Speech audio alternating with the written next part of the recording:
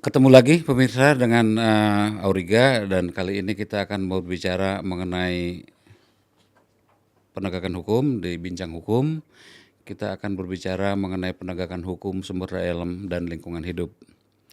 Bersama kita saat ini sudah hadir Reynaldo Sembiring, Direktur AISEL. Saya biasa memanggilnya Dodo.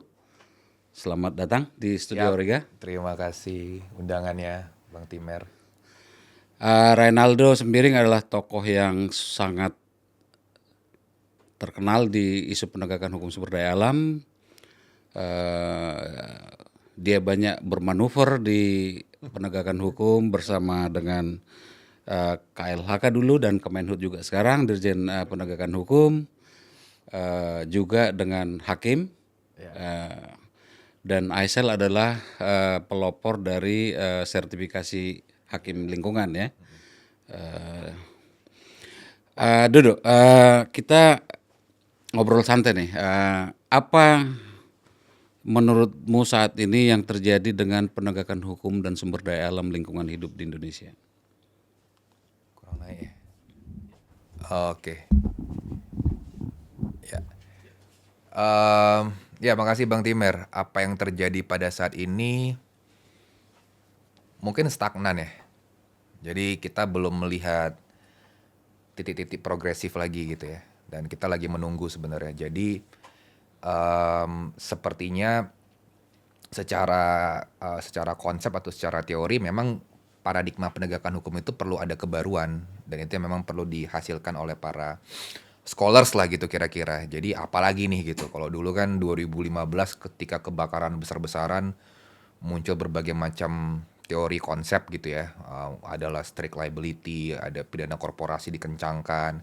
Setelah itu masuk lagi kombinasi dengan penegakan hukum sektor lainnya kayak sumber daya alam dengan TPPU dan seterusnya, atau yang mungkin bahasa dulunya disebut sebagai multi doors dan seterusnya gitu. Nah, sekarang itu ide-ide kebaruan itu mungkin yang lagi ditunggu, dan saya pikir stagnannya itu stagnannya ada di konsep, ada di ide yang belum keluar.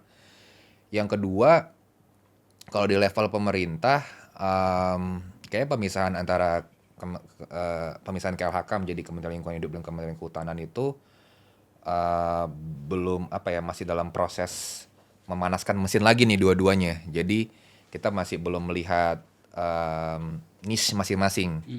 KLH di awal-awal itu sangat fokus sekali dengan persampahan justru kan, kayak begitu.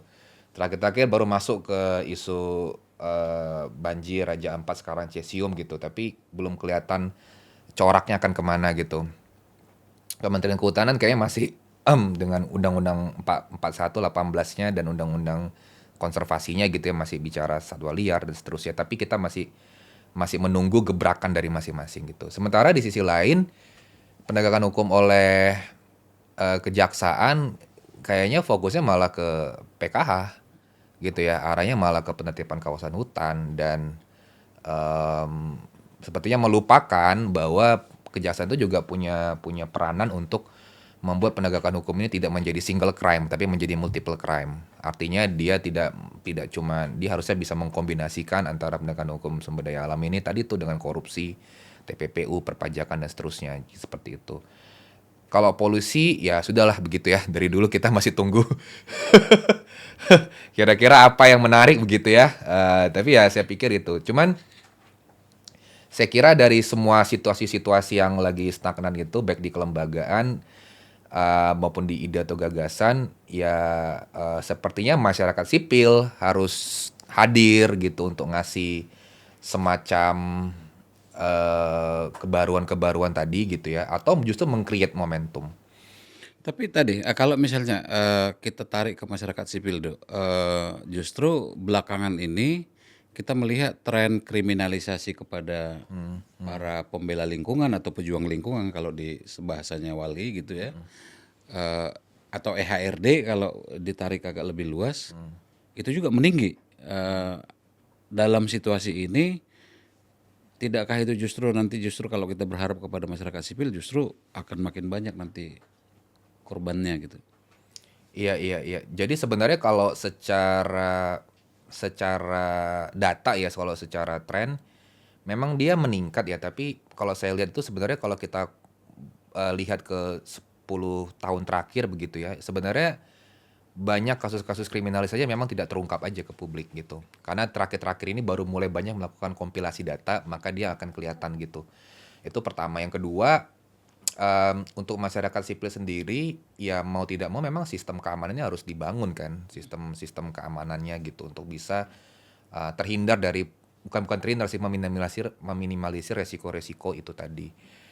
Hanya saja itu kan satu konsekuensi logis ya dari advokasi ya, yang memang mau tidak mau ya pasti akan ada resiko atau ancaman terhadap itu. Di sisi lain, dalam penegakan hukum itu, dalam beberapa undang-undang justru kan ruang partisipasi masyarakat sipil dibuka.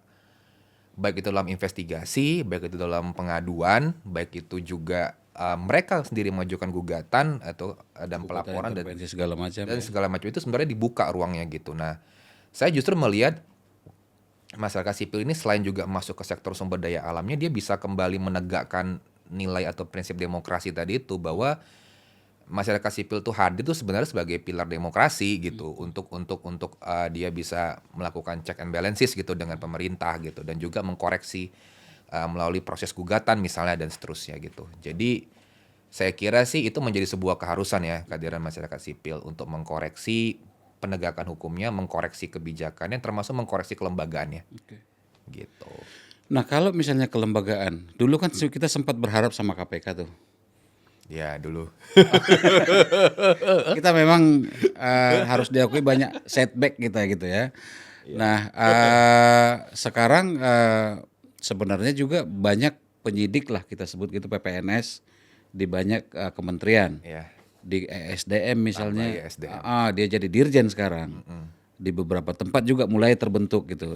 Kalau di Kemenhub juga udah lama jadi dirjen gitu. Nah, apa yang fenomena saya sih akan menyebutnya mempolitisasi gitu, karena jadi politisi-politisi yang kemudian menentukan gitu, sehingga kualitas penegakan hukumnya juga menjadi pertanyaan ya. Gimana Dodo melihat misal ketika LH berpisah dengan Kemenhub gitu. Kalau saya lihat sih sebenarnya kalau kita misalnya baca ya ekonomi hijau gitu ya di Astacita, mungkin kayaknya lumayan keras gitu ya. Konteks ada penegakan hukum gitu terhadap beberapa pelanggaran dan perusak begitu. Tapi yang memang hilang dalam konteks kelembagaan sebenarnya arah kelembagaannya mau seperti apa? Apakah dia memang mau dibuat per sektor begini gitu ya? Tapi juga per sektor kita juga belum tahu ini sebenarnya fokusnya kemana gitu. Yang kita lihat kan sebenarnya kelembagaan penegakan hukum ini mau didorong untuk bisa memastikan kebocoran atau kerugian-kerugian yang ada itu bisa diambil kembali gitu. Asetnya ditarik kembali, dikuasai kembali. Sebenarnya lebih kepada arah situ. Sehingga konteks kelembagaannya itu memang tidak bicara secara menyeluruh. Misalnya kelembagaan hukum itu kan harusnya bicara bagaimana dia membuat satu rekayasa sosial sehingga masyarakat menjadi lebih patuh, pelaku usaha menjadi patuh, pelaku usaha tidak memperbaiki kinerjanya, performancenya, pelaku usaha misalnya mencegah semaksimal mungkin terjadinya kebakaran atau perbuatan-perbuatan yang bisa melanggar peraturan dan seterusnya begitu. Nah, jadi arah kelembagaannya memang menurut saya dari presiden nggak jelas kelembagaan penegakan hukum mau gimana, cuma ditaruh aja di berbagai macam um, institusi, selain institusi yang memang sudah konvensional ada seperti Polri dan Kejaksaan, tapi yang sisanya tuh ini nggak ada yang memainkan orkestrasinya. Saya kira yang harusnya ada yang mengorkestrasi ini gitu. Orkestrasi ini apa? Kan kalau kita lihat tuh ya harusnya ya kalau sekarang ada unitnya presiden apa KSP gitu. Sayangnya KSP tidak masuk ke situ gitu. Atau ditaruh di siapa nih gitu. Harusnya kan ada yang mengorkestrasi ini karena ada KKP, ada Kementerian Kehutanan, ada Kementerian Lingkungan, ada SDM, masih banyak lagi gitu sebenarnya yang punya penyidik gitu. PPNS belum lagi Ada juga di Pemda. ada juga di Pemda dan segala macam. Nah, jadi akhirnya yang muncul tuh adalah ego masing-masing kan gitu. Dan ego masing-masing itu tuh pasti akan kelihatan ketika ngebahas contohnya KUHAP aja. Ya pasti salah satu institusi itu sebut aja kan misalnya kepolisian pengennya ya kewenangan mereka kuat gitu. Sementara yang institusi-institusi yang punya PPNS pasti pengennya mereka tidak berkurang kewenangannya atau mereka tetap bisa mandiri melakukan penyidikan gitu kira-kira. Kejaksaan juga pasti pengen tetap menjadi dominus litis, tetap menjadi pengendali perkara dan seterusnya. Jadi saya kira ini nggak ada yang mengorkestrasi. Harusnya presiden yang muncul gitu. Presiden tuh mikirnya apa sih? Misalnya oke, karena kita nggak punya unit khusus untuk mengorkestrasi ini, mungkin naruhnya di kejaksaan untuk mengendalikan perkara. Ya dengan segala kritik kita kepada Kejaksaan Agung, tapi setidaknya kalau itu clear arahnya ya udah ke situ gitu. Nah ini kan nggak ada, jadi akhirnya ya masing-masing jalan sendiri. Syukur-syukur nggak tumpang tindih nih, yang bahaya kan kalau tumpang tindih. Misalnya ada kebakaran hutan, yang ini masuk gitu ya, yang ini masuk, nah itu bahaya tuh saya pikir. Kayak gitu. Kalau kita lihat kalau di Amerika misalnya gitu, Ya, USDOJ gitu kan, itu kan kayak dia memang menjadi supervising semua, FBI, IRS pun termasuk gitu dan seterusnya. Di kita memang dominus litisnya itu nggak keluar dari kejaksaan ya, karena USDOJ-nya enggak. kejaksaannya kita itu agak sama dengan USDOJ kan sebenarnya kan. Iya, tapi memang kan cuma di Indonesia yang memang fungsi kejaksaan itu dia malah lebih kecil dibandingin fungsi penyidik di kepolisian gitu Nah ya. itu dia. Harusnya kan memang jaksa yang melakukan pengendalian itu semua gitu. Tapi kayaknya itu nggak secara norma ada gitu ya. Tapi secara implementasi dan secara arah dari kebijakan presiden nggak ada ke sana gitu. Nah, sehingga saya pikir ya nggak ada nih memainkan orkestrasinya. Kalau kita mulai misalnya Menko gitu, Menko hukum gitu, dia juga nggak masuk ke sana gitu. Jadi saya kira ini PR-nya besar. Jadi akhirnya akan masing-masing main-main sendiri gitu ya. Tergantung mana yang meledak aja. Raja Ampat meledak ya ini keluar gitu kan. Ada kasus kemarin banjir di Puncak ya mungkin keluar gitu. Tapi kan hukum itu nggak boleh kayak gitu. Hukum itu bukan pemadam kebakaran sebenarnya, tapi dia memainkan fungsi sejak preemptif bahkan preemptif, preventif. Kalau emang nggak bisa ya baru represif kan kayak begitu. Nah ini nggak ada nih. Dan tadi itu akhirnya karena agak ada kekosongan yang memainkan orkestrasi, ada stagnan begitu ya. Sementara ide-ide baru juga belum ada yang keluar gitu. Nah tapi ini tadi maksud saya ini peluang. Justru ini peluang yang artinya kita perlu untuk merancang gimana skenario-skenario yang oke gitu kira-kira ya, yang kita perlu dorong kembali. Ya dengan kondisi yang tadi masih belum clear ini ya peluangnya ada gitu. Kalau ini kan di kasus lingkungan hidup atau sumber daya alam, penegakan hukum kan tidak semata yang kita harapkan tidak semata untuk sebutlah menghukum orang, Benar. tapi mestinya juga perspektif memulihkannya ada gitu. Dalam situasi sekarang itu perspektif pemulihan masuk nggak dalam ranah semua banyak lembaga ini sekarang ini? Ya menurut pengamatanmu? Sudah mulai masuk. Kalau kita bandingkan misalnya dengan 5 tahun terakhir gitu, sudah mulai masuk. Tetapi ganjalannya justru kayaknya di Kementerian Keuangan. Karena kalau kita kan gini, kalau pemulihan itu kan dia bisa munculnya itu di administratif, baik di perdata maupun di pidana. Ya. Pidana berarti melibatkan kejaksaan, kalau perdata mungkin bisa dari Kementerian Lingkungan atau Kementerian Kehutanan gitu.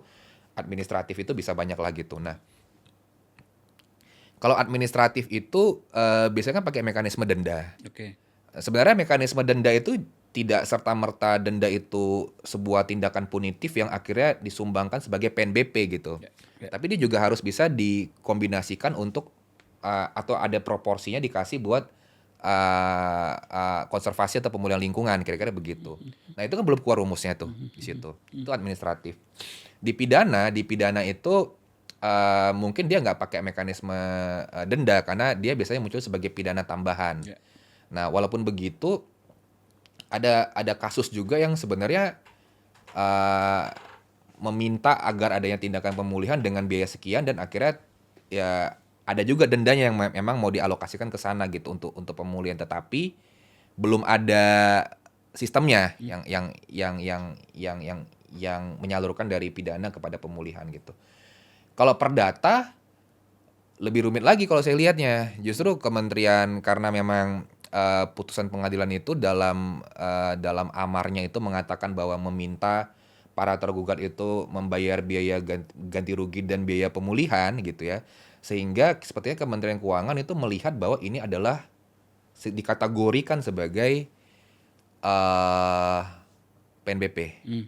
sebagai uangnya negara gitu, kekayaan Dan negara. langsung ke Kementerian Keuangan tuh. Ya gitu, masuk ke perbendaharaan negara. Nah, itu yang saya lihat agak masalah gitu, karena harusnya kan biaya pemulihan itu baliknya ke lingkungan. Walaupun kita lihat BPDLH udah punya semacam niatan ini, buka rekening-rekening khusus untuk pemulihan-pemulihan, tapi nggak cukup kalau memang restunya dari atau sistemnya itu nggak dibangun dari Kementerian Keuangan itu sendiri. Nah, dengan situasi yang seperti ini, kayaknya harus ada 2 tahap.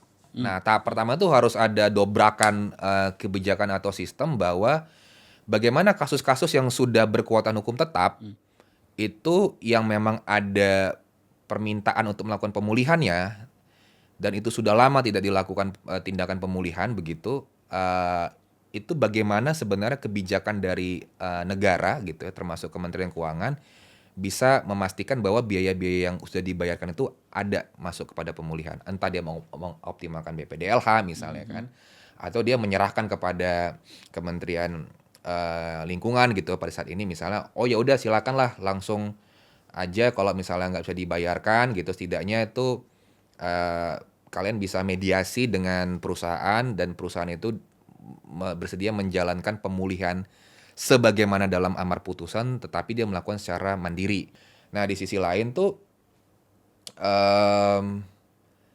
dengan kondisi-kondisi yang kayak begini gitu, kalau kalau kalau tadi kan yang kasus-kasus yang udah berkuatan hukum tetap, di sisi lain itu kasus-kasus yang akan ke depannya gitu.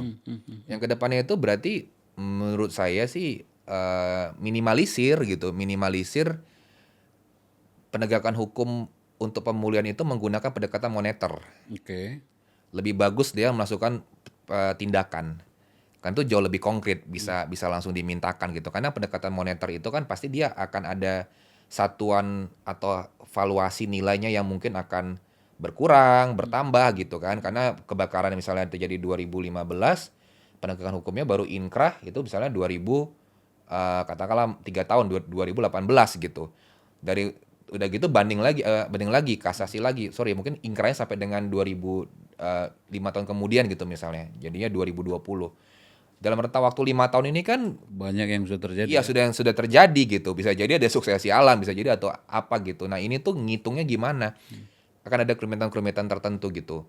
Apalagi ketika ketika nanti masuk kepada proses pemulihan gitu kan.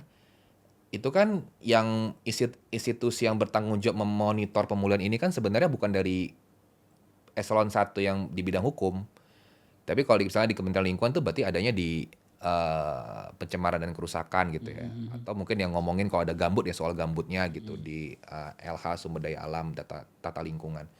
Nah, jadi harus mengubah mindset itu dari monitor menjadi tindakan. Itu hal penting juga dan kalau dia memang masih pakai pendekatan moneter, berarti pendekatan moneter yang dia bisa sesuai dengan aset yang dimiliki oleh tergugat. Ya, ya. Nah, jadi aset tracking itu penting gitu ya. Jadi tahu kan bahwa oke, kita mau nuntut tergugat, maka kita harus tahu nih kira-kira asetnya seberapa besar, dia punya kesanggupan membayar, ya kita sesuaikan ke sana. Karena kalau tidak, ngapain kita minta dia bayar, sama aja begitu kan. Kecuali target kita adalah mau menghukum dia karena dia mungkin sudah melakukan tindakan yang sangat fatal, ya kita mau pilotkan gitu, itu beda cerita lagi. Kayak gitu. Kalau dilihat dari ini kan ada penyidik, ada penuntut, ada hakim. Eh, di tiga ini menurut Dudu, mana ini sebenarnya titik yang tekan yang paling strategis kalau diperbaiki menurut Dudu? Polisi, penyidik. Penyidik ya? Ya, terutama polisi. Karena suka nggak suka kan sekarang polisi tuh jadi koordinatornya penyidik, Penyidik PPNS ya, koordinator Korwas ya. PPNS gitu, jadi Korwas. Jadi itu paling strategis dan apalagi kalau KUHAP kita tidak berubah gitu ya. KUHAP kita itu tidak berubah artinya kewenangannya polisi masih besar gitu. Jadi saya kira paling strategis di sana gitu. Kecuali KUHP kita tuh mengubah banyak konsep, jaksa dinaikin kejaksaan, ya mungkin ke kejaksaan. Saya lihat pengadilan itu tetap aja dihilir sih. Oke. Ya Pengadilan hakim bukan ya ya bukan hakim. bukan ya dia akan bagian paling ujung gitu ya. Tapi kalau di situ tuh berarti penyidik khususnya kepolisian itu sebenarnya paling strategis buat intervensi, tapi sepertinya kita paling enggan untuk berkomunikasi dengan mereka begitu ya. Jadi ya memang ini harus dicari caranya sih, karena mau nggak mau mereka yang paling paling kuat kan secara personil dan segala macam. Walaupun kalau kita bicara sektornya misalnya tambang gitu ya, pasti lebih kuat secara saintifik ya. Dan analisis hukum tambangnya itu di SDM. Penyidik SDM Di ya. kehutanan juga seperti itu gitu. Tapi paling strategis menurut saya di penyidik, dan itu memang sangat sedikit ya intervensi dari para pemerhati hukum, maksudnya akademisi, NGO gitu ya, untuk mencoba ya mungkin bisa dibilang mereformasi atau memberikan pencerahan agar penyidik-penyidik ini tuh terutama kepolisian itu dia punya skenario yang lebih progresif untuk bicara penegakan hukum lingkungan sumber daya alam yang juga tidak hanya menghukum pelaku tapi juga bisa memberikan dampak pemulihan, kira-kira begitu. Kalau misalnya kita lihat kasus ini, Dok, sebutlah Kalista Alam, kan itu kan kita sempat punya harapan tuh. Vonis-vonisnya kan pemulihannya juga. Oke lah. Secara Tapi pada kenyataannya uangnya udah dibayar juga kan. ya ganti rugi. Tapi lapangannya kan nggak jalan juga ini. Menurut Dodo yang kayak gini, ini kan nggak cuma kali Jaya JJP dulu juga sama kan. NSP National Sagu Prima. Nasional Sagu Prima di Riau. Riau ya. Nah, jadi di mana sebenarnya ini kenapa kemudian kan kita melihat lingkungan kita makin rusak juga gitu. Iya. Kalau di kasus ini kan berarti kan kita bicara eksekusi ya. Kalau saya ini PR lagi nih, jangan-jangan eksekusi itu kita butuh lembaga independen Hanya untuk eksekusi, karena eksekusi kita tuh banyak sebenarnya yang memang harus dituntaskan kayak gitu kan. Kalau yang kecil-kecil ya mungkin masih bisa lah pakai pengadilan negeri gitu ya. Tapi atau pengadilan agama gitu ya kalau kasusnya agama gitu. Tapi kalau kasus-kasus besar kayak memang butuh lembaga eksekusi sendiri. karena selama ini kayaknya masih kita berharap kayaknya di bawah MA ya untuk itu ya. ya di bawah emang, tapi spesifik lagi kan di pengadilan negeri. Kan kasus-kasus yang tadi kita sebut sebagai high profile itu kan kebanyakan kasus-kasusnya adanya di pengadilan negeri di daerah. Ada beberapa di Jakarta Selatan sama Jakarta Utara, tapi mayoritas itu adanya di daerah-daerah. Dan di daerah-daerah itu kan tentunya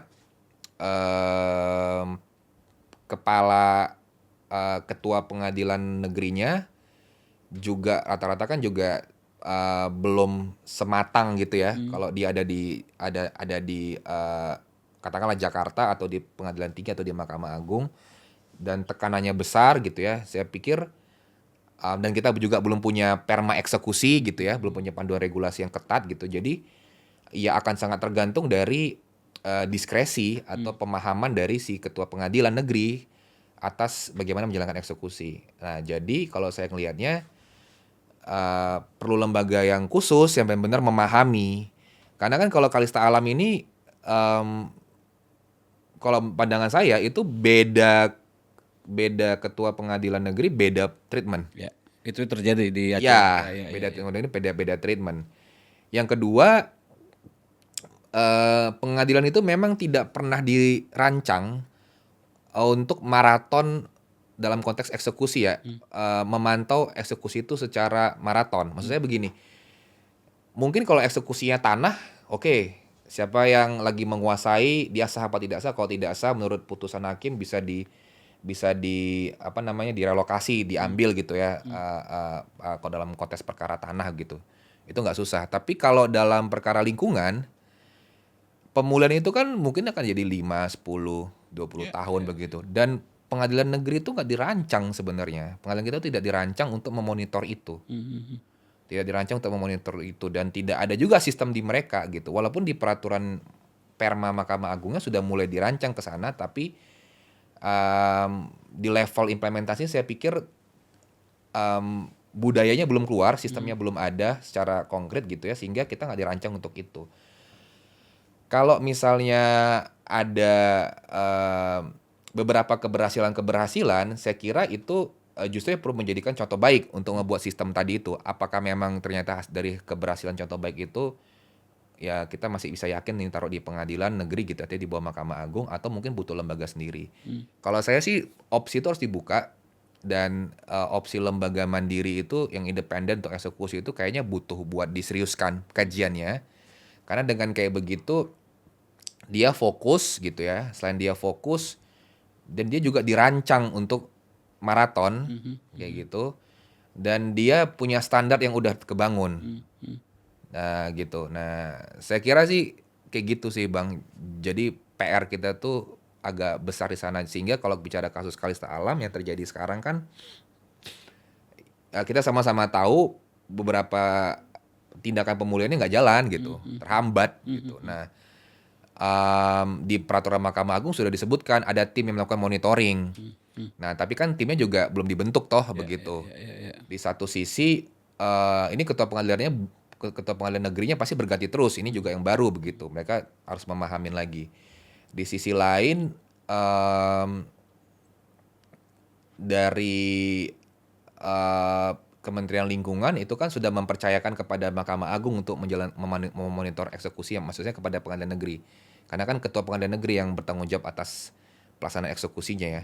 Jadi dia sudah nggak in charge lagi tuh Kementerian Lingkungan untuk memonitor itu. Nah ini kan lobangnya terlalu banyak sebenarnya. Nah walaupun di Perma itu dibilang oke, kira-kira itu ketua pengadilan negeri membentuk tim memonitor itu terdiri dari pengadilan negeri ya jurusita termasuk dari perwakilan masyarakat sipil dan juga ada perwakilan dari kementerian atau dinas lingkungan gitu memonitor lah Kalista Alam itu gitu. Tapi kan ini belum ada. Nah sehingga akhirnya yang punya tanggung jawab langsung sekarang tinggal pengadilan negeri. Pengadilan negeri itu secara sistem nggak dirancang dan bebannya juga akan besar gitu untuk kasus high profile seperti itu. Ya jadi dengan segala kekosongan itu dimanfaatkan oleh Kalista Alam untuk mereka nggak ngapa-ngapain gitu kan. Dan mereka bisa saja nanti merancang sesuatu yang akhirnya bikin karena Kalista Alam ini kan beberapa kali melawan.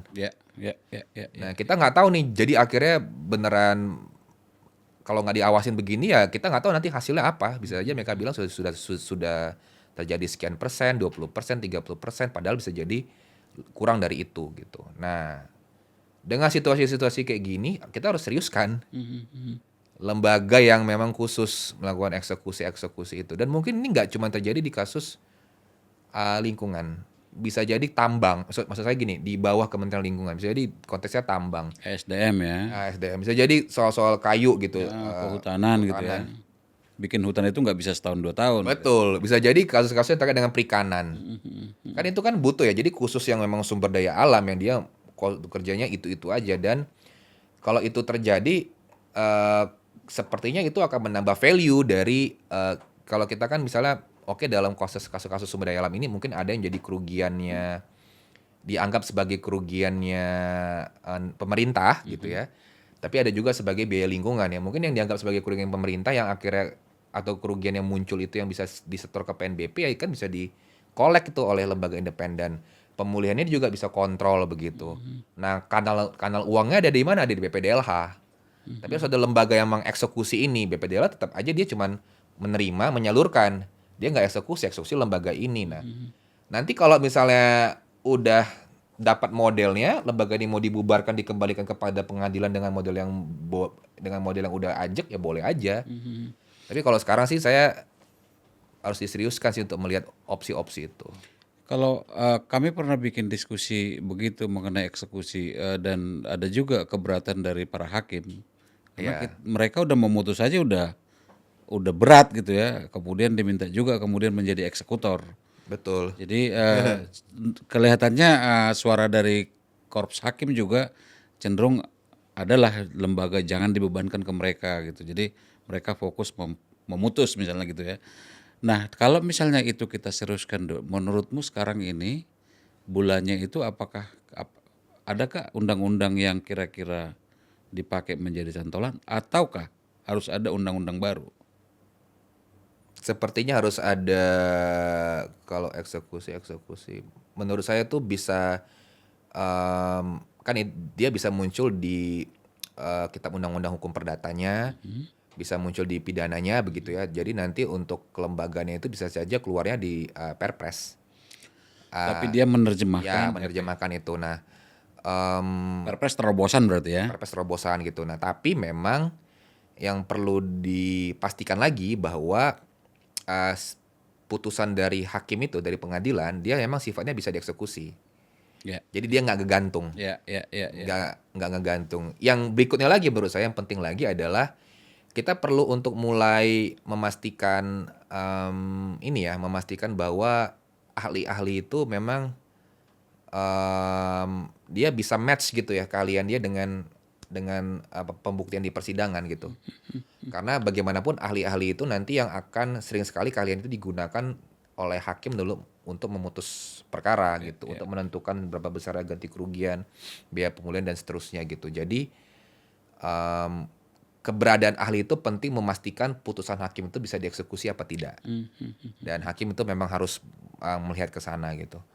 Dan kita juga harus mereposisi lagi peran ahli. Karena ahli ini sering dilihat sebagai pembela atau menjustifikasi argumentasi dari penggugat maupun tergugat. Jadi ahli bersaksi ya.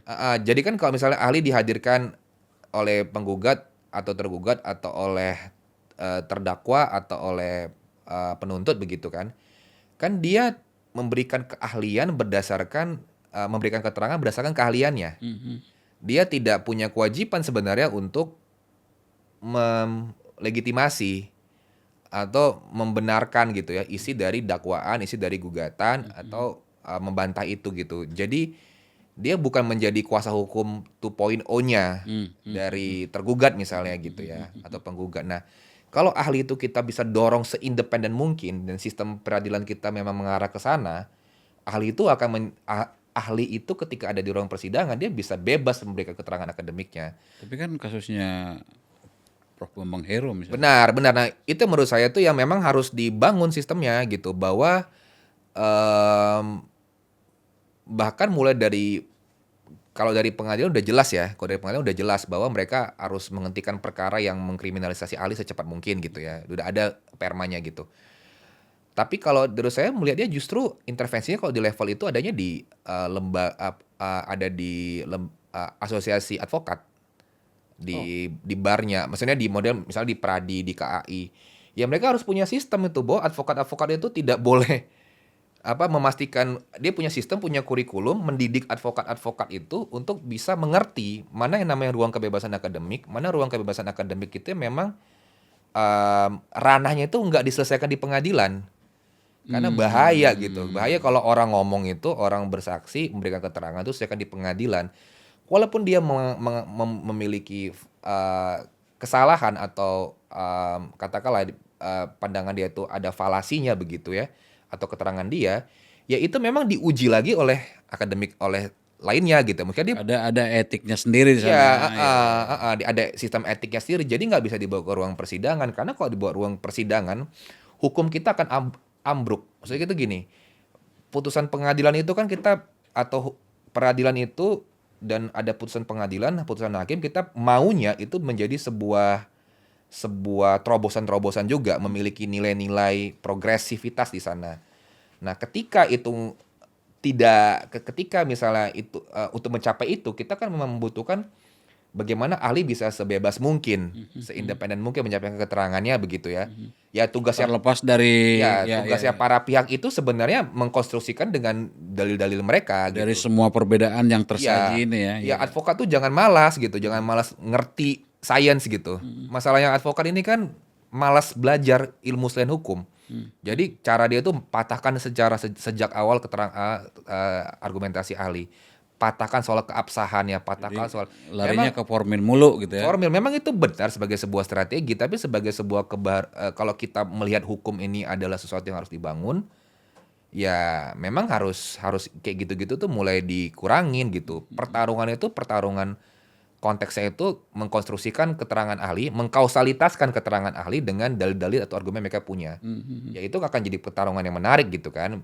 Sebenarnya sudah ada beberapa yang terjadi, misalnya Prof. Bambang Hero menghitung segini, memberikan keterangan, kemudian tergugat mengadakan ahli membantah metode itu. Itu kan enak tuh ngelihatnya. Iya. Tapi kan kadang-kadang munculnya nggak kayak gitu. Begitu udah yang disanggah itu keabsahannya labnya Parfum Bang Hero, dan seterusnya begitu ya. Sudah itu ketika diputus bersalah gitu ya atau melawan hukum, malah malah Saksinya, ahlinya yang di malah digugat. Nah, advokat tuh asosiasinya harus harus memberikan pemahaman untuk itu, mendidik untuk itu. Jadi kalau itu kan bentuk preventifnya, bahkan preemptifnya ada di sana. Jadi dan ini jarang diintervensi oleh masyarakat sipil.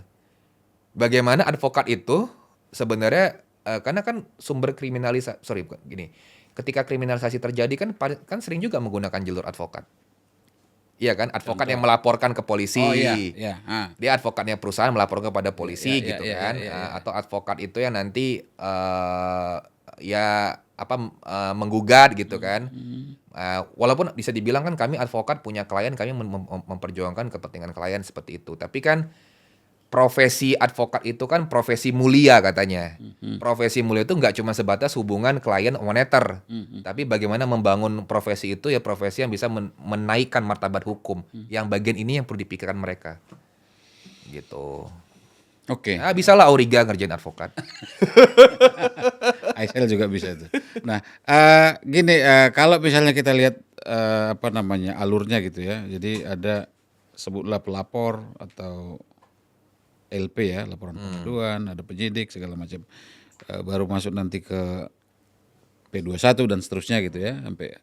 Nah, di hakim kan sudah ini kita bicara lingkungan nih. Sudah ada sertifikasinya nih.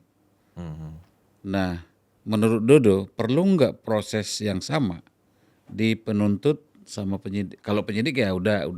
Tapi polisi kayaknya nggak ada. Kita juga nggak punya mekanisme tuh. Polisi sebagai korwas kita nggak ada. Aku nggak pernah mendengar ada soal sebutlah keahlian spesifik di penyidik gitu. Nah, perlu nggak kita membangun yang sama gitu sehingga kemudian tadi kedalaman dan kebaruan pun tersaji lewat proses penegakan hukum. Ya, green police sama green prosecutor itu perlu gitu ya. Cuma kan sekarang pertanyaannya adalah dia diletakkan sebagai Kamar sendiri kah? level advance atau sejak level awal. Oke. Artinya misalnya kalau jaksa sejak dia jadi pendidikan jaksa awal gitu, jaksa ketika dia menjadi calon jaksa. Jadi dari Badiklat nih. Benar. Nah, kalau saya justru melihatnya sekarang kita bicara kasus lingkungan sumber daya alam ini dia nggak bisa dipisahkan dari keseharian. Oke. Kalau gini, kalau kita percaya bahwa kasus sumber daya alam ini atau ya katakanlah Sebutlah deforestasi. ya forest crime gitu ya atau environmental crime begitu kan. Kalau kita percaya ini bukan single crime, Oke, ya. dia harusnya diajarkan sejak dari awal. Saya percaya bahwa yang namanya forestry crime gitu ya atau environmental crime itu nggak pernah single crime. Tidak pernah illegal logging, cuman illegal logging. Ya. Dia pasti ada dengan TPPU-nya, Ada pencucian uang. pencucian uang, ada mungkin korupsinya gitu kan, ada perpajakannya gitu, nggak mungkin. Kasus pencemaran limbah B3 juga saya nggak yakin cuma pencemaran limbah Cuman B3. pencemaran semata. Pasti ada masalah-masalah lainnya gitu. Jadi tambang apalagi. Nah, yang kayak gini kan kita nggak bisa lihatnya sektoral. Seolah-olah kalau kita taruh dia sebagai pelatihan tingkat lanjut atau pelatihan advance, seolah-olah kita walaupun mungkin kayak di pelatihan di Mahkamah Agung kita selalu bilang bahwa ini nggak mungkin jadi single crime gitu ya. Tapi kan yang akan dilatih itu kan akan sangat spesifik gitu bicara soal crime-nya, environmental crime-nya gitu, harm-nya ada di mana, pembuktian ada di mana segala macam. Tapi pemahaman bahwa ini sebenarnya mungkin apalagi bagi hakim kan di pidana dia kan mencari kebenaran material. Dia berhubungan sama crime yang lainnya, ya walaupun mungkin itu menunggu juga dari dakwaan jaksa ya gitu ya. Tergantung apalah yang Ya, tapi kalau di polisi sama di jaksa menurut saya ya mereka harus bisa menjahit ini semua gitu. Kalau misalnya kayak kemarin itu ya kasus timah kerugiannya sekian ratus T gitu ya. Kalau bisa sampai ke situ harusnya tuh konteks kerusakan timahnya itu lebih dalam lagi tuh. Dia juga muncul di situ tuh. Ya itu yang nggak muncul ya. Muncul sebagai valuasinya.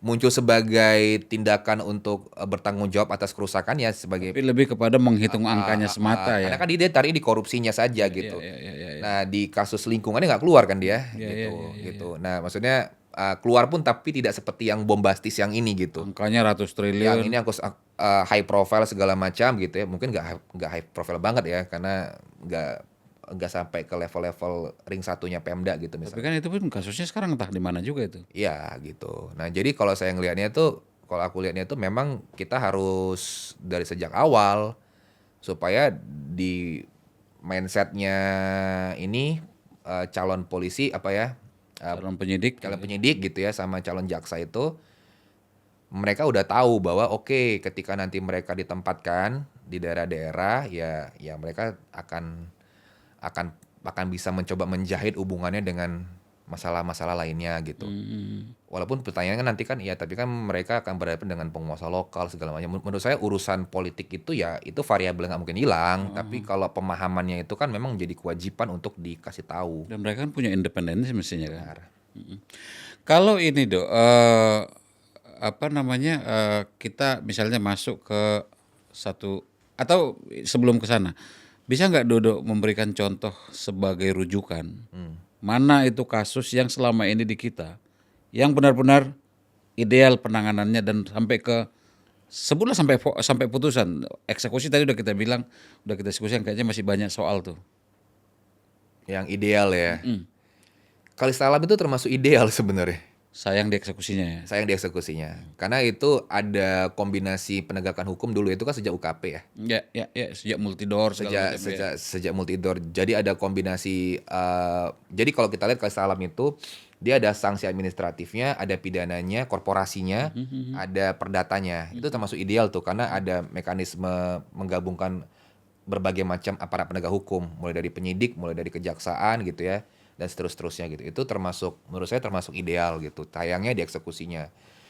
Em, Apalagi yang ideal ya. Kalau yang dulu-dulu sih ya mungkin kasus-kasus illegal logging Badak Ujung Kulon lumayan, tapi lumayan. tapi tidak sampai ke pemulihan juga. Iya iya iya.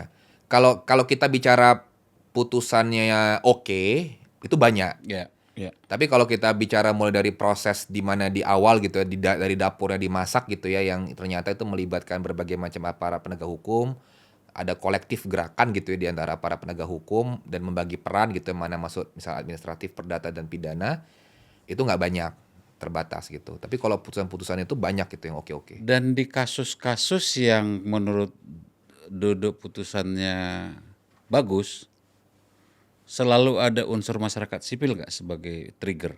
90 Kalista Alam ya. 90% ya. Oke, sebagian besar lah gitu Menurut ya. saya hampir ya saya berani bilang 90%. Kalau kalau misalnya bicara climate litigation gitu ya, yang terkenal apa sih Tanjung Jati A PLTU, jelas masyarakat sipil. Kalau kita bicara kasus pencemaran yang terkenal tuh misalnya yang ada di Jawa Barat saya lupa tuh namanya Kahatek atau apa gitu ya. Yang sungai. Yang sungai itu udah jelas tuh masyarakat sipil. Citarum ya? Citarum ya. Citarum ya, atau saya nggak tahu. Pokoknya sungai lah. Pokoknya di Pencemaran daerah-daerah sungai lah. situlah, di daerah-daerah Jawa Barat itu. Kalau kita bicara kasus-kasus soal illegal logging gitu ya dulu ya, misalnya Adeline Lis, Adeline Lis ya. ya Itu juga masyarakat sipil, iya, iya, investigasi segala macam. Badak Jawa Pada ya masyarakat juga. sipil kayak gitu ya. TSL lah, kalau TSL udah pasti. Iya, iya. Kalau TSL itu saya pikir 99%-nya pasti kalau yang landmark ya masyarakat sipil. Karena yang punya data, punya yang ini kan biasanya masyarakat sipil Yang yang punya konsistensi melihat ya. kalau TSL udah pasti gitu. Kalau TSL itu tumbuhan dan satwa liar. ya tumbuhan satwa liar gitu. Nah, jadi kayaknya 90% tuh masyarakat sipil. Jadi kalau kalau kita memang Even ketika KPK dulu banyak kasus, apalagi KPK, itu kan banyak pengaduan, banyak laporan tuh. apalagi KPK gitu. Mau PPATK juga kalau ngorin data pasti ada kolaborasinya dengan masyarakat sipil kan kayak begitu. Kalau ini tuh, oke, kalau kita lihat KPK lama, Ya. KPK Lama sekarang, ini terakhir komisionernya siapa ya? sebutlah zamannya Laode ya, Laode saya sih menyebutnya mungkin malah Chandra Hamzah dan yang kawan-kawan. jilid 2 berarti. Yang jilid 2. Oke. Nah, itu kan memang di KPK-nya ada mekanisme yang satu, dia buka ruang pengaduan masyarakatnya. Iya, iya. Sehingga dan kemudian juga ada proses investigasinya yang relatif komprehensif dia. Dia mempertimbangkan banyak hal. Di sisi lain dia juga punya keterpaduan antara penyidik dan penuntut di satu atap, kira-kira gitu kan. Apakah memang itu model yang semestinya kita tiru atau gimana? Iya, karena satu atap itu membuat efektif dan efisiensi, itu satu persis. Yang kedua, kalau pakai KPK tadi kata Bang Timar, Kan dulu ada kan Ores KPK tuh, lama, ISEL tuh ya, yang dorong ya, One Roof Enforcement System itu kan ISEL ya, zaman dulu tuh. ya, itu kan yang ada di KPK sekarang kan kayak gitu, satu atap, ada polisi, ada jaksa dalam satu atap gitu. Terus kalau misalnya kalau tadi Bang Timar bilang misalnya soal KPK lama begitu ya, em, ya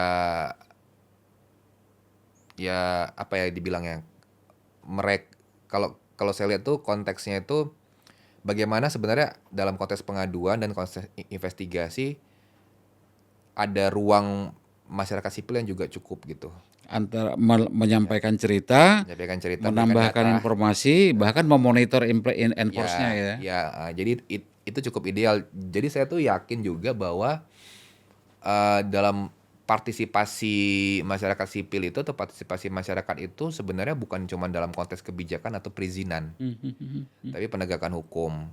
Memang lebih resiko tinggi gitu. Nah, justru karena dia resiko tinggi, APH itu dan misalnya Aparat penegak hukum ya. ya termasuk Ini Dodo karena orang hukum banyak singkatan dia. oh ya aparat penegak hukum, misalnya kayak KPK gitu, dia harus bangun sistem untuk menjaga keselamatan dan kerahasiaan mereka begitu. Nah, jadi kalau saya ngelihatnya itu model ideal. Terutama juga selain dia juga dalam model satu atapnya, menurut saya model ideal itu juga bagaimana keterlibatan dari masyarakat sipil Ya, ya. sebenarnya. Dan memang KPK itu KPK lama ini ya. kalau ya Karena sekarang jadi bagian dari pemerintah, jadi ASN segala ya, macam. ya pasti kalau independen tuh pasti. Tapi yang kedua menurut saya tuh komisionernya tuh nggak bisa nggak dari unsur masyarakat sipil. Harus ada. Karena kan KPK itu lembaga yang dibentuk sebenarnya dengan semangat reformasi ya. Ya, ya. Dan semangat reformasi itu kan berarti kita mau coba hilang dari status quo. Jadi kalau kita KPK itu jadi semacam lembaga yang isinya adalah aparat penegak hukum yang itu lagi, ngapain gitu loh? Udah jadi masalah. Iya, iya kenapa nggak dibalikkan aja ke yang udah ada gitu loh. Jadi harus ada masyarakat sipilnya dan itu tuh harus jadi kewajiban gitu. Dan kalau mau ya memang harus ada unsurnya di state gitu, minimal satu gitu. Unsur masyarakat sipil karena kalau enggak susah juga. Karena Karena jadi iya, kacamata kuda banget gitu ya. iya kan maksud saya tuh kan belum tentu juga komisioner itu kan kalau masyarakat sipilnya kan kita terbiasa ya eh, dengan menghubungkan atau bahasa kita mengkonsolidasikan berbagai macam sektor atau isu gitu ya. Jadi walaupun kita kerjanya di anti korupsi mungkin gitu ya. Ya pasti ngerti-ngerti lah soal lingkungan gitu, soal energi, soal sumber daya alam. Kerjanya di sektor energi pasti sedikit banyak terpapar soal pencucian uang, soal apa gitu. Itu tuh kan hal yang biasa gitu. Tapi kalau dia aparat penegak hukum belum tentu. Ya. Birokrat belum tentu karena dia akan Karena dia fokus sangat ya, dengan ya, itunya. ya. Nah, kehadiran masyarakat sipil itu kan sebenarnya jadi warna. Jadi kalau mau dibilang KPK lama, referensinya Bang Timar tadi menurut saya karena unsur masyarakat sipilnya dominan. Ya, ya. Enggak cuma soal kuantitas ya, tapi memang warnanya tuh ada di sana kelihatan. Kualitas keterlibatannya ya. Ya, dan warnanya sangat kelihatan gitu. Nah, itu yang memang harus ada gitu. Kalau enggak ya gini-gini aja KPK. Atau penegak hukum. Penegak hukum lainnya sama.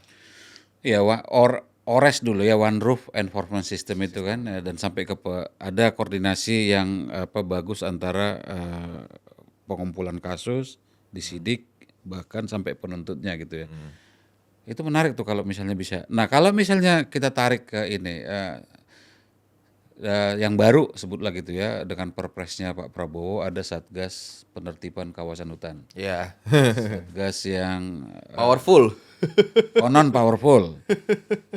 Tapi kemudian ditumpangin bahwa nanti jadi BUMN Agrinas gitu ya. Iya. Nah, Dodo melihatnya itu model atau justru menambah rumit? Rumit.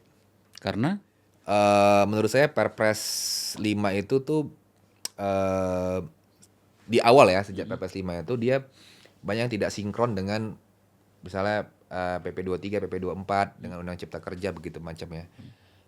Walaupun bisa dibilang kalau kita baca Perpres 5-nya mereka tuh punya kewenangan penegakan hukum yang gede banget gitu sebenarnya.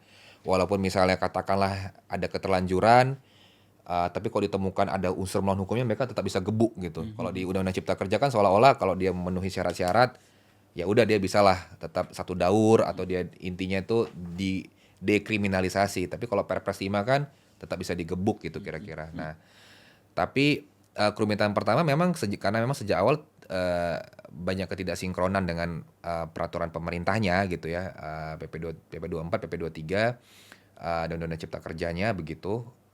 Itu pertama, kerumitan pertama. Kerumitan kedua karena arahnya itu sebenarnya bukan arah lingkungan, tapi arahnya itu memang benar arah penguasaan. Kebun-kebun itu. Ya, sebagai Sekarang ini kita aset. lihatnya kebun ya, Ya, kita belum lihat ada tambang yang ya kebun misalnya sebagai penguasaan aset gitu. Kebun itu sebagai penguasaan aset negara atau entahlah Agrinas ini benar-benar negara. iya gitu kan. Dan apalagi taruhnya ke Agrinas. Kenapa Agrinas gitu? Dan sebenarnya pemahaman saya dalam konsep penegakan hukum dan beberapa aturan yang saya pahami, Agrinas ini kan BUMN ya.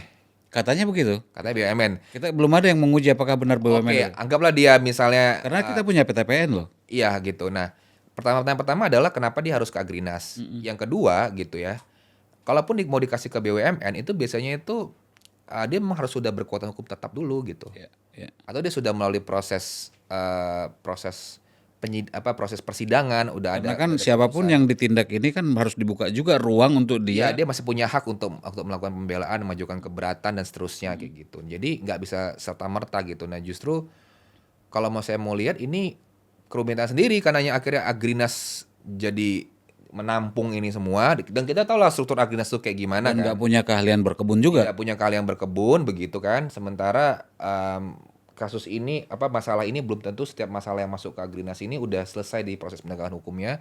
Ada putusan pengadilan itu belum tentu selesai begitu dan banyak kan yang justru nggak selesai. Di sisi lain kerumitan berikutnya adalah kalau kita baca dari kasus Tesonilo gitu. Pendekatannya itu kan menurut saya nggak manusiawi. Hmm. Relokasi mandiri. Karena hukum tidak semata soal Iya, ya, hukum harus diletakkan pada ranah Heeh. yang humane juga mestinya Iya, gitu. walaupun saya sepakat dengan pernyataan beberapa aparat penegak hukum termasuk Polda Riau dan seterusnya bahwa mereka ingin memperjuangkan kepentingan konservasi. Itu benar gitu ya, tapi kalaupun memang masyarakatnya mau dianggap bahwa oh ini kan nggak masyarakatnya tidak punya hak segala macam gitu ya. Anggaplah mereka nggak punya hak gitu ya. Beberapa nggak punya hak. Tapi nggak bisa direlokasi mandiri. Bahkan relokasi yang non mandiri yang negara terlibat aja itu harus memastikan HAM-nya nggak terlanggar. Nah ini tuh kerumitan lagi ketika muncul tindakan-tindakan yang sebenarnya tuh potensial melanggar HAM dan bisa menjadi kerumitan baru lagi nanti. Saya nggak tahu nih akhirnya relokasi mandiri dan memindahkan penduduk itu nggak mudah. Ya, ya. Dan ini juga menurut kalau saya ngelihatnya kan karena basisnya kawasan hutan ya. Oh iya itu juga. Kawasan hutan ini kan bukan barang yang stagnan juga. Iya Menteri Kehutanan menunjuk kawasan hutan dan suka berubah tuh. betul. Jadi bisa jadi jangan-jangan sekarang kawasan hutan, tapi sebelumnya jangan-jangan bukan kawasan hutan. Nah, ada nggak akar di sini yang menurut Dodo yang harus diperbaiki semestinya gitu?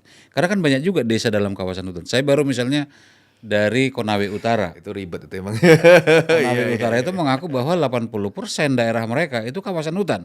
Meski mereka sudah berturun-temurun di sana gitu. Iya. Di undang-undang di Sumatera Utara juga banyak di Sumatera banyak yang kayak gitu. Itu kan soal-soal yang memang sebenarnya coba ditarik caranya diselesaikan melalui Undang-Undang Cipta Kerja ya. Ya misalnya kalau dia masyarakat dia 5 tahun situ membuktikan dengan syarat-syarat administratif sehingga tidak masuk di sana gitu. Dan yang kedua menurut saya penyelesaian masalah kawasan hutan ini nggak bisa langsung penegakan hukum.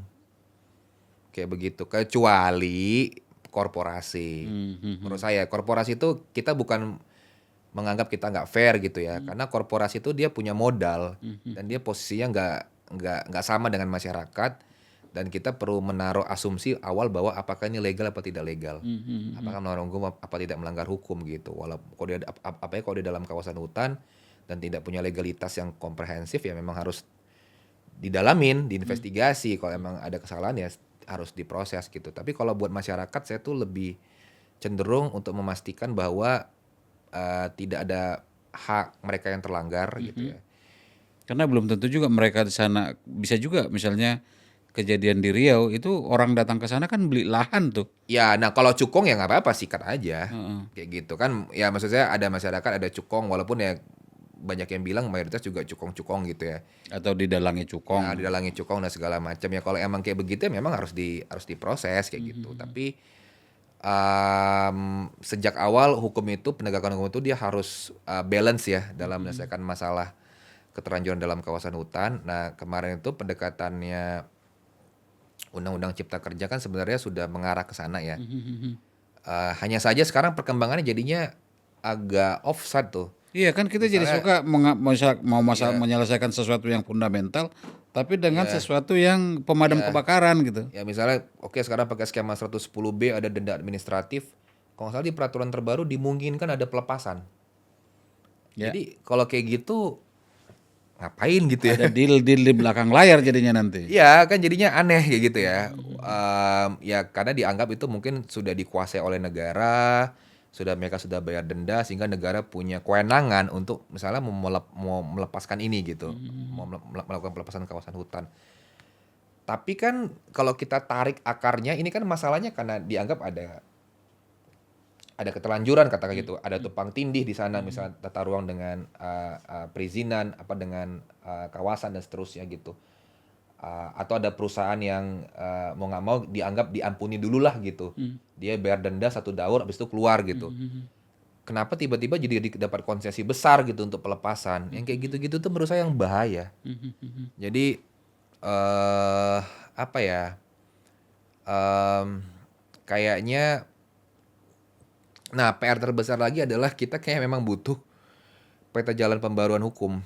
Oke, nah menarik nih. Karena memang Karena kayaknya udah lama kita nggak punya ini. Iya, iya. karena sekarang itu udah carut marut. Iya, iya. Udah carut marut kayak kalau kita bicara keterlanjuran kawasan itu kayaknya dari berapa lah dari kita punya dulu PP 6 apa 62 61 gitu terus udah Kita kasih setengah tahun mereka udah menyampaikan panjang sampai ke sekarang ada model-model pasca Undang-Undang Cipta Kerja PKH segala macam itu menurut saya tuh kayak harus dievaluasi lah kelemahannya di mana kayak gitu kira-kira terus yang harus direformasi apa. Nah makanya kalau saya tuh kayaknya ini ada satu peraturan perundang-undangan levelnya mungkin maksudnya ke level peraturan perundang-undangan yang lahir dari masyarakat sipil tapi belum dioperasionalisasikan. TAP MPR 9. Nah, itu aja sekarang poinnya. Pintu masuknya dari situ. TAP MPR 9 itu kan untuk penyelesaian konflik termasuk pembaruan hukum. Iya, iya, iya, iya. Nah, menurut saya itu dan TAP MPR 9 itu lumayan kuat tuh. Jadi meminta presiden melaporkan. Itu ada situ. Tapi posisi TAP MPR ini sekarang masih kita pakai nggak ini? Masih pakai. Di pasca di undang-undang apa namanya di tata urutannya. undang-undangan dia udah masuk lagi gitu sebagai peraturan perundang-undangan. Jadi masih berlaku secara formil gitu. Nah, itu jadi pintu masuk yang kuat sebenarnya untuk kita bisa memainkan itu. Jadi kalau misalnya mau dorong regulasi baru, dorong kelembagaan baru itu susah. Salah satu pintu masuknya untuk melakukan reformasi, penataan lagi hukum kita ya dari situ. Kalau ini itu kan kita banyak tadi bicara lebih banyak di kebun, di tambang nih, apalagi nikel yang banyak ini hubungannya nanti ke PSN, yang banyak merampas ruang hidup masyarakat lokal gitu.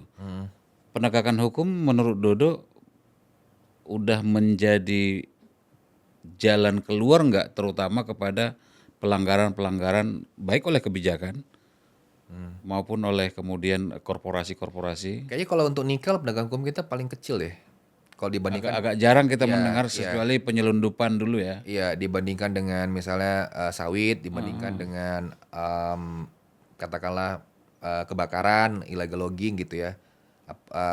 Tumbuhan dan satwa liar gitu. Itu tuh paling jarang lebih sedikit gitu ya. Padahal Sulawesi nih misalnya, Iya, Sulawesi itu kan pulau dengan endemisitas paling tinggi di dunia gitu. betul. Nah, makanya menurut saya itu kalau kita mau menguji ya Dirjen SDM yang baru, menurut saya tuh fokus dia harusnya walaupun dianggap jeruk makan jeruk ya. Ya Sulawesi, Karena izin nikel. dari SDM gitu ya. Iya, menurut saya nikel. Oke. Jadi ujiannya di situ kalau bicara tambang galian C, tambang atau mungkin tambang-tambang skala kecil gitu-gitu ya kayaknya nggak ngapain juga selevel dirjen gitu ya. Harus hadir untuk kayak gitu. Tapi kalau kita bicara itu harus dan menurut saya juga penting sebenarnya di level karena kan gini, kekurangannya kan tadi saya sampaikan nggak ada yang orkestrasi ya. Ya, ya. Tapi kalau kayak gitu kan mau nggak mau tetap harus ada pemerintah entah melalui kementerian siapa, entah melalui menteri siapa, dia harus menetapkan target-target prioritas penegakan hukum gitu. Kalau menurut Dodo itu di level menteri atau memang kita butuh kehadiran presiden? Presiden harusnya tetap di presiden gitu. Nah, cuma kan presiden ini kan yang akan menjadi pelaksananya siapa kan nggak mungkin mayor Teddy juga kan. Ya. Kok mayor sekarang apa ya? Letkol ya? Ya naik dia sekarang. Ya nggak mungkin Letkol Teddy juga kan, nggak mungkin semuanya di dia juga gitu. Nah kalau saya sih ngelihatnya tetap presiden, tetapi memang di setiap setiap sektor itu tuh ada prioritas penegakan hukumnya. Jadi kita kita mungkin bisa ngelihatnya kayak gini. Dari tekanan, misalnya dari data deforestasi. Presiden dalam hal ini sebagai kepala negara atau kepala pemerintahan nih, yang dirimu bayangkan? Sebagai kalau udah kayak gini kepala negara harusnya. Karena dia Karena kan presiden kita punya dua. iya iya iya ya. Nah, saya melihat itu kayak begini. Kenapa kepala negara? Karena dia jaga hubungannya nanti dengan internasional, hubungan dengan institusi legislatif dan yudikatif dan seterusnya gitu. Nah, kalau kalau saya ngelihatnya tuh em, di setiap kementerian kalau presiden turun dia harus menetapkan target-target prioritas penegakan hukum. Nah, itu bisa berangkat dari data terkait dengan status kondisi lingkungan kita. Kita sekarang mungkin nggak punya data yang kuat status kondisi lingkungan. Bisa-bisa jadi pakai misalnya datanya Auriga untuk deforestasi. Tekanannya ada di mana? Oke, di Kalimantan apa tekanannya? Deforestasinya muncul dari apa misalnya? Oke, dari sawit kayak gitu misalnya. Kalau di Kalimantan itu sawit, pulp and paper sama tambang batu bara. Berarti kan prioritas penegakan hukum Kalimantan tematiknya apa? Di situ kan. Ya, ya, ya. Sulawesi apa? Nikel kayak gitu. Sulawesi nikel dan emas belakangan. Ya, jadi menurut saya tuh dikeluarkan gitu. Kalau dulu kita punya model PSN sama MP3EI, Ya, ya, ya. Sumatera jadi lumbung apa, Papua jadi lumbung apa, kita balik logikanya. Sumatera tematik penegakan hukumnya apa di situ. Jadi yang lain itu tetap dikerjakan, tapi itu jadi prioritas utama, tung gitu. Jadi ketika dia jadi prioritas utama, kita kasih KPI buat Penegak hukum. penegak hukumnya. Di Sumatera itu ya KPI-nya Perdagangan satwa, misalnya gajah, ya, atau harimau. kebakaran atau apa kebakaran. di situ gitu. Jadi berbasiskan data. Jadi penegakan hukum itu berbasiskan solusi, tidak berbasiskan jadi pemadam kebakaran Ya, ya, atau cuman apa ya Kepentingan sesaat sepihak tertentu gitu. iya gitu kan. Dan yang kita harus hilangkan dari penegakan hukum ini adalah sifat diskresionalnya yang terlalu besar. Kenapa nggak masuk ke wilayah A? Ya itu menteri punya konsesi, temannya menteri di sana, gitu-gitu ya. Karena menteri mungkin punya hubungan ke sana, apalagi kalau menterinya pengusaha segala macam. Yang itu kan sifat diskresionalnya akhirnya muncul. Ya, ya, ya. Kayak kemarin kan misalnya pas Raja Ampat gitu ya. Kenapa yang GAK terakhir ya, dia beda perlakuan dengan perusahaan lainnya Ya, gitu. ya, ya, ya.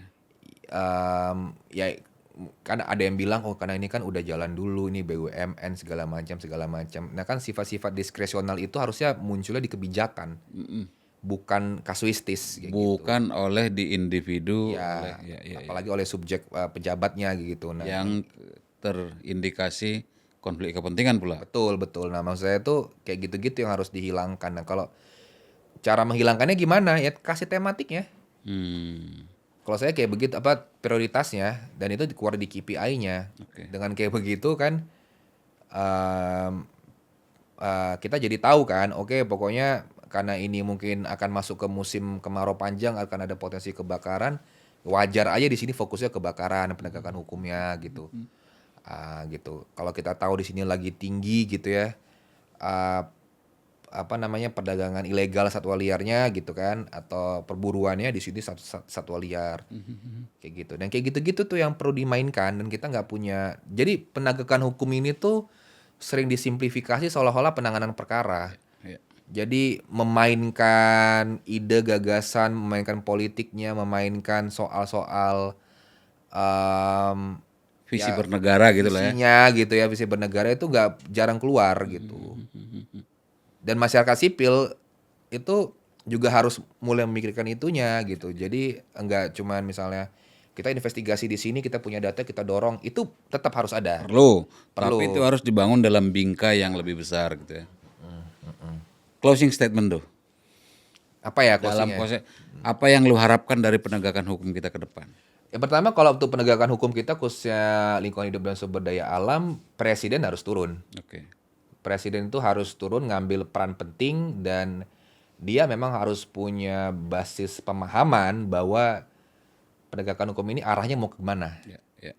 Apa yang desain dari penegakan hukum dia, institusi penegak hukum mana yang dia mau jadikan sebagai pemain orkestrasinya gitu ya, Dirjennya gitu yang ya. menjadi dirijennya untuk mengorkestrasi semua institusi-institusi yang ada. Peraturan mana yang dianggap menjadi penting, menjadi kunci gitu ya.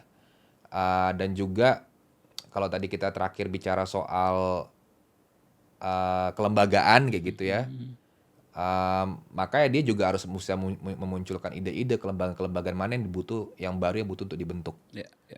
Entah itu misalnya lembaga untuk eksekusi gitu ya, lembaga dan seterusnya gitu. Dan presiden juga harus melihat bahwa konteks kejahatan sumber daya alam ini tidak pernah menjadi kejahatan tunggal. Ya, ya, ya. Dan kalau itu dipahamin, diinternalisasi, diintegrasi sejak sistem pendidikan yang penegak hukum yang masih mula gitu ya, yang masih muda gitu di awal-awal, dan itu dikeluarkan ke dalam kebijakan-kebijakan juga gitu. Dengan kayak begitu saya rasa akan jauh lebih baik. Dan yang terakhir betul ya, apa yang udah kita berhasil capai gitu ya, dalam beberapa hal dengan KPK, dulu dengan kelembagaan kementerian dan seterusnya, yang sekarang mengalami penurunan ya harus diperbaiki, harus dikembalikan gitu. Karena kalau itu nggak dikembalikan ya susah Ya, ya. gitu. Jadi ya saya bilang PR-nya terlalu banyak, harus ada komitmen politik ya, dan mau tidak mau ya dengan situasi kayak begini ya masyarakat sipil harus terus meneriakin supaya terjadi perubahan. Kalau enggak ya akan sibuk aja dengan agenda-agenda yang lain gitu. Ya, ya. Begitu Bang. Makasih Doh.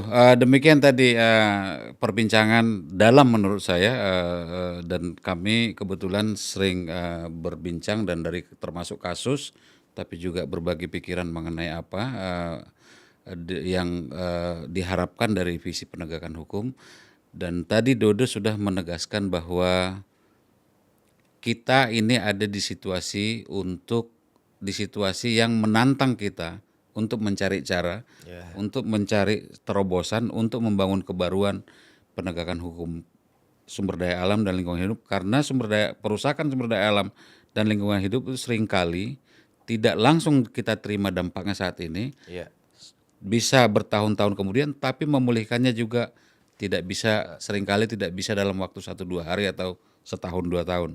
Sehingga kita butuh penegakan hukum yang selain kata Dodo tadi menyelesaikan masalah, tapi juga berperspektif memulihkan. Iya. Dan menurut saya pesannya ke Pak Prabowo dan Pak Gibran, kehadiran Ini nggak ada fotonya. kehadiran presiden dibutuhkan sekali untuk memberikan arah dan panduan dan dorongan ke penegakan hukum yang adil dan demokratis. Terima kasih. Mantap.